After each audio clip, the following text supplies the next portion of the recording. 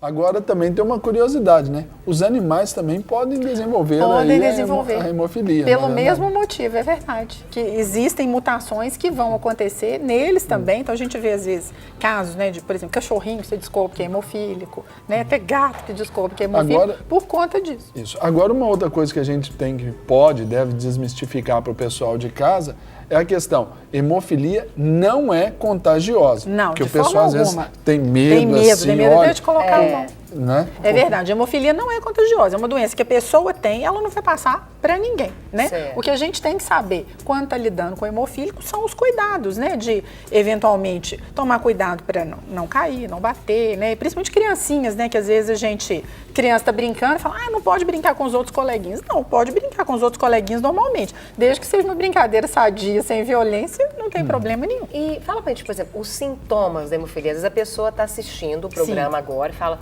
eu não sei se eu sou ou não sou. Ou se eu conheço alguém que seja. Ou né? como descobrir, será que meu filho é? Será que meu esposo é? Enfim.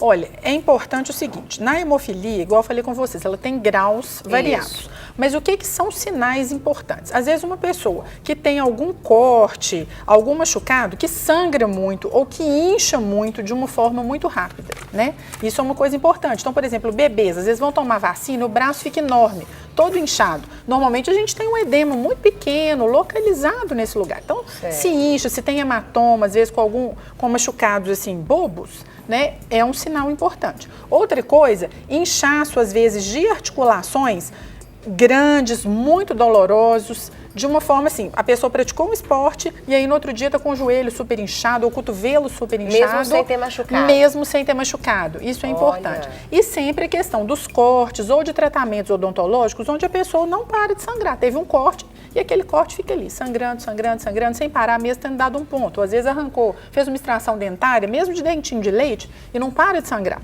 Então esses são sinais importantes que a gente atenta que essa pessoa pode ter um distúrbio de coagulação, não só hemofilia, outros distúrbios também. Né? Os mais comuns são as hemofilias, por isso que a gente veio falar, mas existem outros distúrbios de coagulação. Quais que são? Existem várias outras doenças, todas têm uns nominhos complicados. Doença de von Willebrand, trombastenia de Glasman, mas o que é importante da gente saber dessas doenças é que além de terem esses sintomas, com um exame simples de coagulação que a gente faz em qualquer laboratório, ele vai ter algum tipo de alteração. E aí o médico vai poder encaminhar esse paciente, no caso aqui de Minas, encaminhar para nós da Fundação Hemominas, para que a gente faça essa avaliação e descubra qual tipo de coagulação, de distúrbio de coagulação que esse paciente tem. Ligado à hemofilia, um termo muito comum que são os inibidores. Isso. O que são isso? Quais são esses inibidores, doutora? Os inibidores, eles são proteínas produzidas pelo organismo como se fosse uma espécie de reação alérgica ao fator de coagulação. Então, aquele paciente é hemofílico, começa a receber o fator de coagulação para fazer essa reposição e cria uma espécie de alergia, de resistência a esse fator que é o inibidor. Qual é a consequência disso? O fator para de agir. Então, essa pessoa volta a ter a possibilidade de sangramentos. Hoje, a gente tem produtos para esses pacientes que não são um fator, são fatores que a gente chama de bypass, são fatores que vão ajudar a coagulação sem ser aquele fator. Né? Por exemplo, a pessoa tem o inibidor para o fator 8, a gente tem um produto que faz a injeção para ele e aí ele inibe, né, a hemorragia, mas não é o fator 8.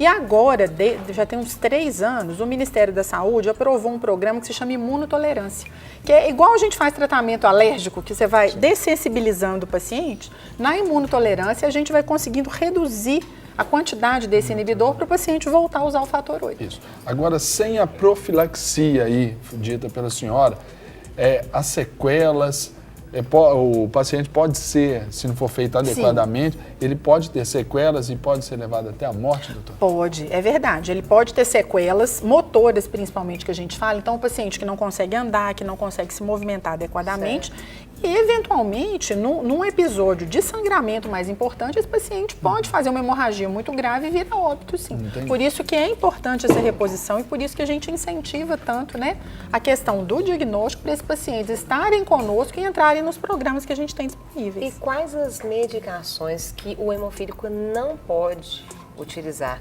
que isso é algo de risco para ele, Sim, doutora? são os anti-inflamatórios.